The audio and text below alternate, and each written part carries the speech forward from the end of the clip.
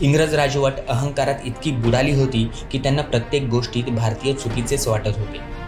Simon कमिशनच्या वेळी देखील भारतीय लोक संविधान बनवण्यास अयोग्य आहेत असे म्हणत इंग्रजांनी एकाही भारतीयाला या कमिशनचा सदस्य बनवले नाही. पंडित जवाहरलाल नेहरूंसहित काँग्रेसच्या तमाम नेत्यांना आणि देशवासियांना इंग्रजांचा हा अहंकार आणि भारतीयांना कमी समजण्याची वृत्ती फारच खोलवर रुतली. काँग्रेसने 1927च्या मद्रास अधिवेशनात संविधानाचा मसुदा तयार करण्याचे इंग्रजांचे आवाहन स्वीकारले आणि इथूनच जन्म झाला नेहरू रिपोर्टचा. संविधान ड्राफ्ट बनवण्यासाठी मोतीलाल नेहरूंच्या नेतृत्वात एक समिती बनवण्यात आली, ज्याचे सचिव होते पंडित जवाहरलाल नेहरू आणि सुभाषचंद्र बोस.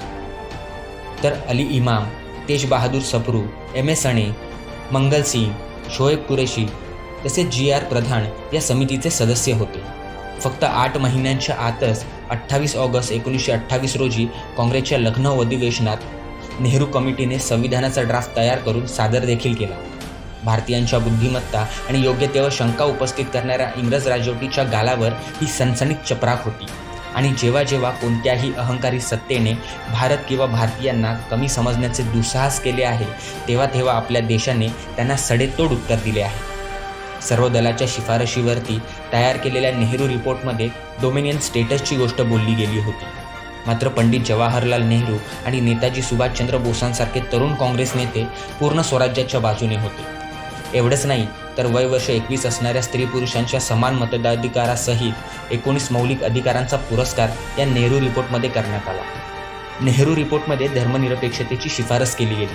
सुप्रीम कोर्टाची स्थापना आणि न्यायपालिकेच्या स्वातंत्र्याला प्राथमिकता दिली गेली. या व्यतिरिक्त नेहरू रिपोर्टमध्ये अशी मागणीही करण्यात आली की भारतीयांचे मौलिक अधिकार जप्त केले जाणार नाहीत. एकूणच काय तर नेहरू रिपोर्टने देशाच्या आत्म्याप्रमाणे आपल्या संविधानाचा मसुदा तयार केला होता आणि काँग्रेस त्याच आत्म्याच्या, वारशाच्या आणि संविधानाच्या रक्षणासाठी सदैव सजग राहिली आहे. जेव्हाही संविधानावरती हल्ला झाला, काँग्रेस देशवासियांच्या सोबत मिळून आतताईपणा करणाऱ्या सत्तेच्या विरोधात उभी राहिली. प्रत्येक वेळी हे तेव्हाच संभव झाले जेव्हा देश एकजूट राहिला आहे. आपले संविधान आपल्या जगण्याच्या उमेदीपासून प्रगतीचा रस्ता आहे आणि याची रक्षा करणे आपल्या सर्वांचेच कर्तव्य आहे. जय हिंद.